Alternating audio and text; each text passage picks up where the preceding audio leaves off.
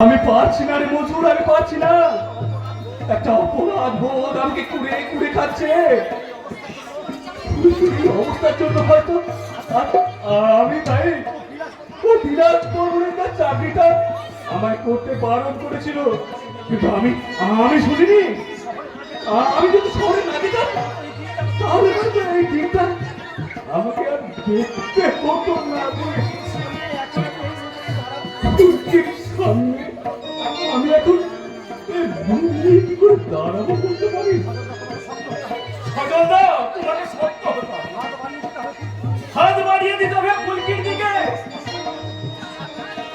আমার সমস্ত স্বপ্ন যে ধূলিসাৎ হয়ে গেল রে মজুর। আমি একজন এখন হতভাগ্য দাদা, যে তীরে এসেও তরিকে পারে ফেরাতে পারবো না, পারলাম না। আমি ছোট্ট বনিতাকে সম্প্রদান করতে সেদিন বারণ করেছিলাম সজল। সেদিন যদি আমার কথা শুনতে তাহলে আজ আর চোখের জল ফেলতে হতো না। একটা কথা কি জানো ভাই, যারা সর্বদা এরোপ্লেনে চেপে ঘুরে বেড়ায় তারা ঘাসের মর্ম বোঝে না। ঘাসের মর্ম বোঝে সেই যে সকাল বেলা খালি পায়ে ঘাসের উপর দিয়ে হেঁটে বেড়ায়। তুমি তো এরোপ্লেনে চড়ে বসে ঘাসকে বুঝতে চেয়েছিলে। মনে রেখো ভাই, ঘাসও সবুজ আর পিছুটি পাতাও সবুজ। তাই সব সবুজ যেমন ঘাস হয় না, তেমন মানুষের মতো দেখতে হলেও সব মানুষ মানুষ হয় না। ঠিক বলেছো বৌদি, আমরা বিলাসদাকে চিনতে ভুল করেছি। কিন্তু আমি ভুল করিনি ভাই। আর তাই তো আজ এই খবরটা শোনার পর আমি নিজেকে আর ঠিক রাখতে পারিনি। আমি ছুটে গিয়ে থানাতে আমার স্বামীর বিরুদ্ধে এফআইআরটা করে এসেছি। কিন্তু এতে কি লাভ বৌদি? ওই শয়তানের টাকা ছড়িয়ে থানাকে কিনে নেবে, আর এই ব্যাপারে বরবাদ কোনো স্টেপই নেবেন না। জানি ভাই, কিন্তু আইনের কাজ করবে, তাই লোকাল থানায় এফআইআরটা করা খুব দরকার ছিল। এরপরেও যদি তুষার বাবু কোনো স্টেপ না নেয় তাহলে আমাদেরকে এসপি সাহেবের কাছে যেতে হবে। কিন্তু বৌদি, তুমি যার বিরুদ্ধে প্রতিবাদের ঝড় তুলতে চাইছো সে তো তোমার স্বামী। স্ত্রী হয়ে পারবে তো স্বামীকে কার গোড়ায় দাঁড় করাতে? ওই শাখা সিঁদুরে দায়িত্ব পালন করতে গিয়ে ভেবে যাবে না তোমার প্রতিবাদ। রাজা হরিশ্চন্দ্রের নাম শুনেছ ভাই?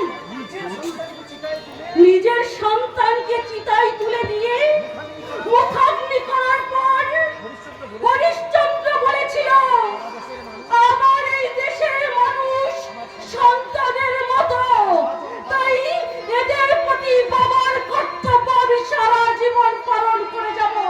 তাই আজ আমিও তোমাদেরকে বলছি, সন্তান জন্ম দিতে না পারলেও ওই ফুলকি ছিল আমার মেয়ের মতো, তোমরা হলে আমার সন্তানের মতো।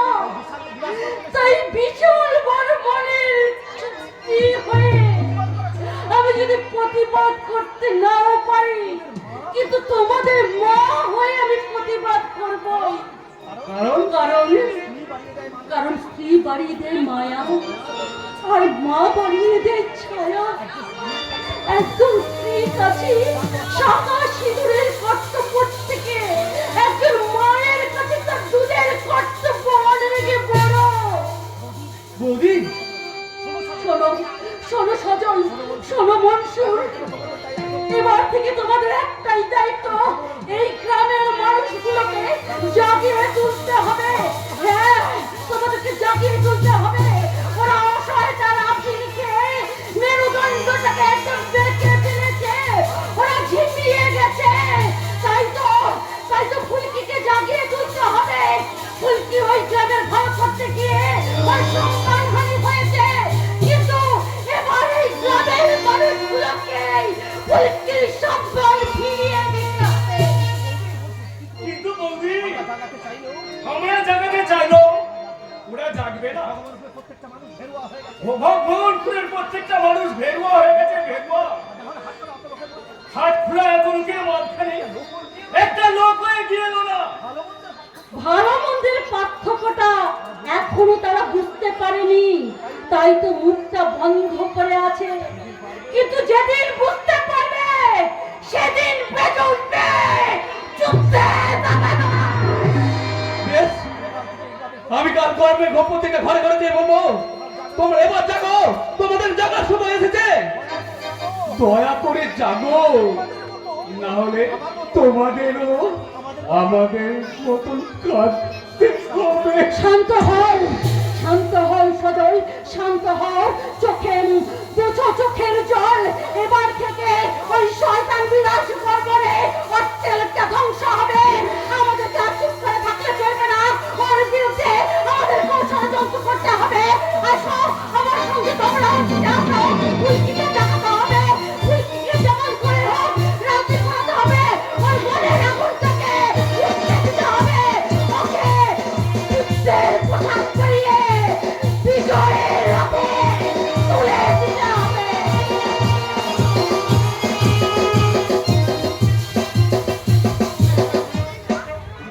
বলছেন কি তিস্তা আমার নামে এফআইআর করেছে? তবে আর বলছি কি স্যার, আমি প্রথমে তো এফআইআরটা নিতে চাই, কিন্তু উনি একেবারে নাচের বান্দা, তাই আমাকে হুমকি দিয়েছে এসপির কাছে যাবে। তাই বাধ্য হয়ে একটা তথ্যে লাভেন।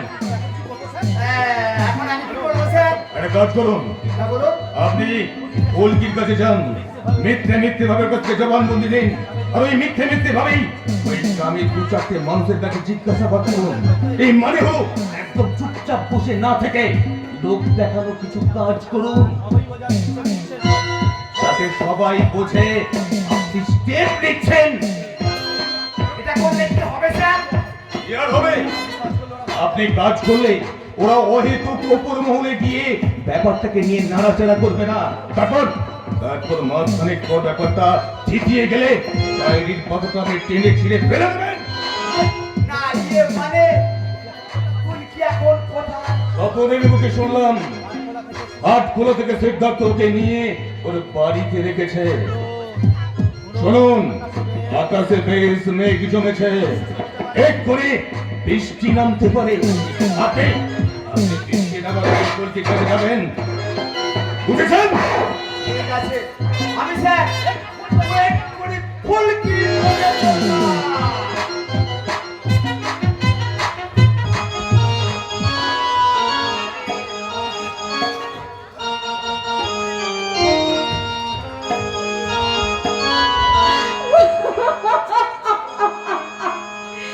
ঝড়ের হাওয়া ছিন্ন পাতা কোথা থেকে কোথা উড়ে যায়।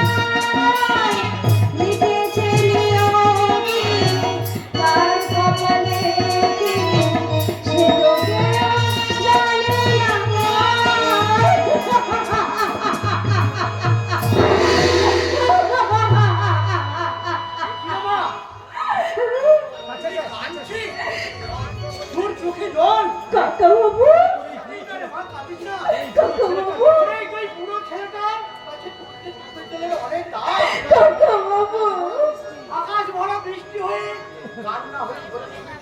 কাকা বাবু, আর ধরছি না মা, সেই কান্নাকে বুকে ধরে আসল গলায় তার সন্তানকে নিয়ে যাও। আরে তুই যে আমার সেই মা, তুই যে এখন অনেক দায়িত্ব। কাকা বাবু, এই কৌরবদের সবাই লাঞ্ছিত হয়ে দ্রৌপদী কিন্তু চোখের জল ফেলেনি, বরং প্রতিজ্ঞা করেছিল যতদিন না কৌরবদের সাক্ষী হচ্ছে ততদিন তারা চুল বাঁধবে না। আমি পারবো না, প্রতিজ্ঞা করতে হবেই মা। পারবো না কাকা বাবু, আমি কিছুতেই পারবো না। আমার জীবন কথার হিসেব নিকেশ আজ এমনি করে গড়মিল হয়ে গেল। আজ আমার মনে হচ্ছে কাকা বাবু, আমি কাদের জন্য মাঠে নেমেছিলাম, ওই একদল কাপুরুষের জন্য। ওই বিলাস বর্মন আমার যত না আঘাত দিয়েছে তার থেকে অনেক বেশি আঘাত দিয়েছে এই গ্রামের মানুষগুলো, যারা দাঁড়িয়ে দাঁড়িয়ে দেখলো একটা সভ্যতার ধ্বংস। ওদের কোনো দোষ নেই না, ওদের কোনো দোষ নেই। আরে প্রাণের ভয়ে ওরাই বোমা হয়ে গেছে, বন্ধ হয়ে গেছে ওদের সত্তা। এই বাড়িতে তারা থাকতো, ওদের অত্যাচারে একদিন আজকে গেল নেতায়ের চেহারা। প্রতিবাদে ঝলসে উঠল নোংরা রাজনীতির লড়াই। কিন্তু ওরা ভয় পায় বলেই তো শয়তানগুলো ওদের ভয় দেখানোর সাহস পায়। আমরা মুখে কিছু বলতে পারছি না ফুলকি, কারণ কারণ এই গ্রামের সিংহভাগ চাষির জমি ওই বিলাস বর্মনের কাছে বন্ধক আছে। চাঁদের কাছে সূর্যের গুরুত্ব যতটা, এই চাষির কাছে জমির গুরুত্ব ততটাই। তাই জমি হারাবার ভয়ে ওরা মুখে কিছু বলতে পারছে না। এবার সবাই বলবে তুই একবার হুঙ্কার ছাড়বা, একবার হুঙ্কার ছাড়, তারপরে দেখ প্রত্যেকটা ঘর থেকে বেরিয়ে আসবে বড়দের স্তূপ। না বাবা না, যা হবার তা হয়ে গেছে। আমি চাই না ফুলকির আবার নতুন করে কোনো ক্ষতি হোক। এসব কি বলছিস তুই? ঠিকই বলছি বাবা। আমি প্রথম দিনে ওকে বারণ করেছিলাম এই ঝামেলাতে না যেতে, কিন্তু আমার কোনো কথাই শোনেনি। কিন্তু সিদ্ধার্থ, অন্যকে মুখ বুঝে মেনে নেওয়া যে আমার পক্ষে সম্ভব নয়। কিন্তু ন্যায়ের লড়াই করতে গিয়ে তুমি কি আমার কথা একটু ভাববে না? সিদ্ধার্থ, তোমাকে ছাড়া আমি যে বাঁচতে পারবো না, তাই আমি চাই কি চাও তুমি? আমি চাই এই ঘটনাটাকে দুর্ঘটনা বলে মনে করে ভুলে যেতে। বাবা, বাবা, আমি ফুলকিকে বিয়ে করে ওই কলকাতা চলে যাবো। ফুলকি, তুমি আমাকে বিশ্বাস করো, আমি পারবো। আমি এই ভাড়া বাড়িতে থেকে সুখে শান্তিতে সংসার করতে পারবো। কিন্তু আমার পক্ষে তা যে সম্ভব নয় সিদ্ধার্থ। জানি কাকা বাবু, জানি আমি আপনাদের অনেক ভালোবাসি। বিশ্বাস করুন, আপনাদের ভালোবাসি বলেই আমি চাই না যে এই গ্রামের পাঁচটা মানুষ আপনার থেকে আঙুল তুলে বলুক যে আপনি একটা ধর্ষিতা মেয়ের শ্বশুর মশাই। আমি সিদ্ধার্থকে ভালোবাসি বলে আমি চাই না কেউ সিদ্ধার্থ থেকে আঙুল তুলে বলুক ও একটা কলঙ্কিনী মেয়ের স্বামী। তাই তো এই বিয়ে আমি করবো না, এই সিদ্ধান্ত আমি নিয়ে নিয়েছি। আরে এইসব পাগলের মধ্যে কি বলছিস তুই? আরে তোকে তো বৌমা করি এ বাড়িতে টাকা পাকি ভাবে আনলো বলে আমি তো আয়োজনের সব শেষ করে ফেলেছি। কিন্তু আপনার আয়োজনের সাথে সাথে আমিও যে শেষ হয়ে যাচ্ছি কাকা বাবু। কে বললো তুমি শেষ হয়ে গেছো? তুমি দয়া করে তোমার এই সিদ্ধান্তটা বদলে ফেলো। সান্ত্বনা দিও না সিদ্ধার্থ, সান্ত্বনা দিও না। আজ আমার জীবনের ছন্দে পড়ে গেছে মস্ত বড় একটা হাই পেইন, আমার চলার পথে পড়ে গেছে একটা মস্ত বড় দাড়ি। ভালোবাসা দিয়ে তোমরা আমাকে মাত্রা দিতে চাইলেও এই সমাজের চোখে আজ শুধুমাত্র আমি জিজ্ঞাসার চিহ্ন। বাবা সেমিকরণের কোনো মূল্য নেই, কোনো মূল্য নেই। জানি জানি সিদ্ধার্থ, জানি নিজের হাতে যে ঝাড়বাতিটা তুমি জ্বালিয়েছিলে সেই ঝাড়বাতিটা নিভিয়ে দিতে তোমার কষ্ট হবে। তোমাকে বিয়ে না করলে ওই ঝড়ের মুখে পড়ে থাকা ডালের মতো তুমি ভেঙে পড়বে। তবু স্বার্থপরের মতো নিজের জন্য আমি আমার সিদ্ধান্ত বদল করতে পারবো না, বরং দিন বদলের জন্য বদলার আগুন জ্বালাবো, বদলার আগুন। ঠাকুমা, যে শয়তানটা তোর এত বড় ক্ষতি করে দিয়েছে, ঠাকুমা, আমি চাই নিজের হাতে তুই তার প্রতিশোধ নিবি। আসতে পারি?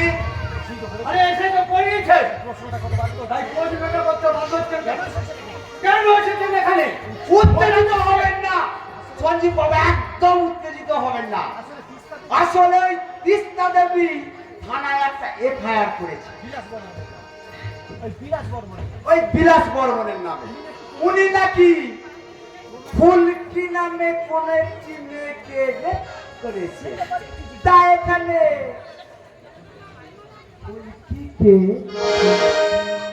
আপনার কি ভুলে যাওয়ার রোগ আছে অফিসার?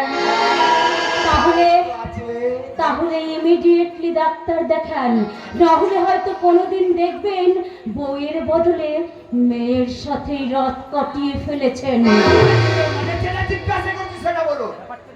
ব্যাপারটা নিয়ে আমাকে ইনভেস্টিগেশন করতে হবে। আপনি কি ফুলকি? হ্যাঁ। এইবার বলুন তো, বিলাস বাবু আপনাকে রেপ করার সময় আপনার শরীরে কোথায় কোথায় হাত লাগিয়েছিল? একজন ভদ্র মহিলার সাথে কিভাবে কথা বলতে হয় সেটাও জানেন না দেখছি। আহা, রাগ করছেন কেন? ডিটেলসে না জানলে আমি কেসটা সাজাবো কি করে? আচ্ছা আপনি বলুন,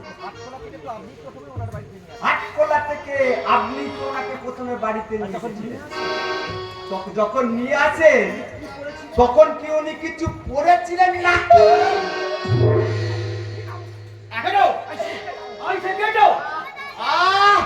পুলিশের কাজে একদম বাধা দেবেন না, একদম না। আচ্ছা আপনি বলুন, যখন প্রথম ওনাকে দেখলেন তখন কি আপনার মনে হয়েছিল বিলাস বাবু জোর করে না কি উনি স্বেচ্ছায়? আপনার কথার উত্তর দিতে আমার ঘেন্না করছে। না বললে আমি তদন্তটা করবো কি করে? আরে এই যে ঠাকুমা, আপনি বলুন,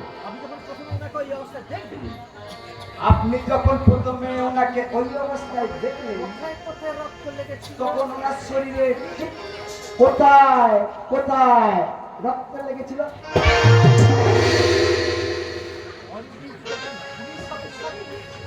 অন ডিউটি পুলিশ অফিসারের গায়ে চোর মারলেন।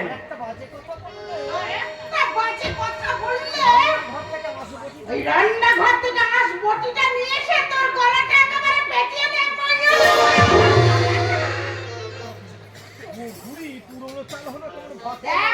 তখন বুঝতে পারবি যে এই বুড়ি পুরনো চাল হলেও কিন্তু ভাতে পারে।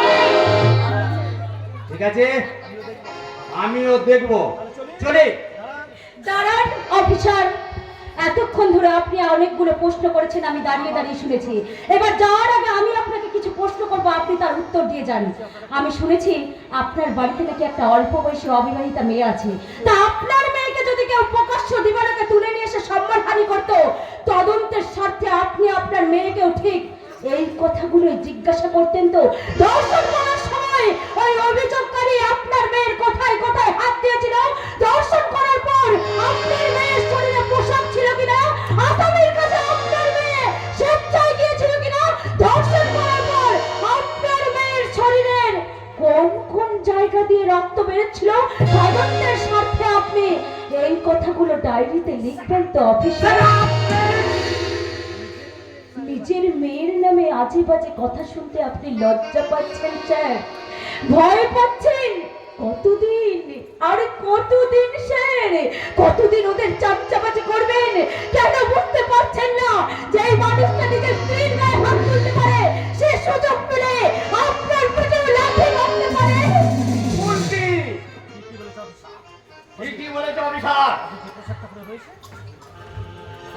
আপনি যে পোশাকটা পরে আছেন সেইটা দুর্গা পুজো বা ঈদ উপলক্ষে নয়, সেটা যেটা পরে আপনি স্টাইল যেইটা বলে আপনি স্টাইল করবেন। সমাজের মুখে এই পোশাকটা সমাজের মুখে ওই পোশাকটার অনেক সম্মান। কেন এই পোশাকে আরে কেন এই পোশাকের মর্যাদা অতিক্রম করছে? সঞ্জীব বাবু, আপনি দয়া করে এখান থেকে যান স্যার, আপনি দয়া করে এখান থেকে যান। কোনো তদন্তের প্রয়োজন নেই। আমি চাই না ফুলকিকে আর 5 জন নিয়ে আলোচনা করুন। তদন্তের নামে এই প্রহসন আপনি বন্ধ করুন স্যার। সিদ্ধার্থ, অফিসার বাবু, ঘুষের টাকার জন্য নিজের চরিত্রটাও বিক্রি করে ফেললেন। সুযোগ পেলে তো দেখছি নিজের বউ বাচ্চাকেও বিক্রি করে দেবেন। দয়া করে একটা ছবি দেবেন স্যার, বাজিয়ে রাখবো। বড় বড় কথা সবাই বলতে পারে।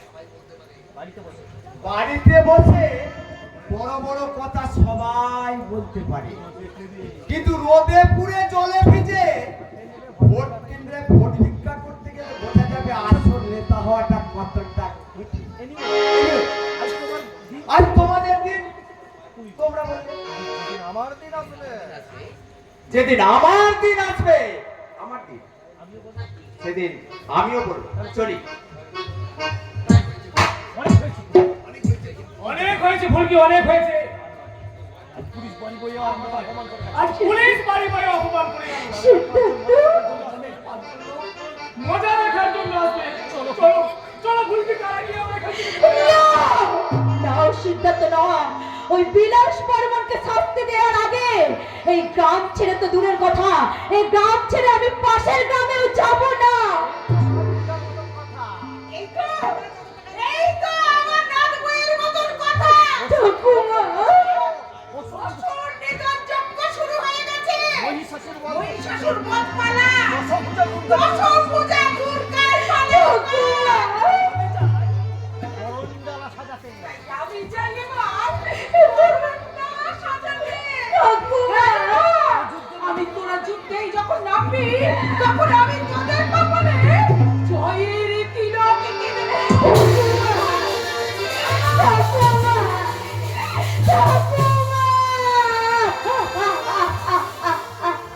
তুই কোনো চিন্তা করিস না মা। তুই কোনো চিন্তা করিস না রে মা, আমি আজই এসপি সাহেব সব ঘটনা খুলে বলবো। সব ঘটনা খুলে বলবো। উনি নিশ্চয়ই একটা ব্যবস্থা করবেন। আপনি খুশি তো কাকা বাবু? আপনি খুশি তো কাকা বাবু?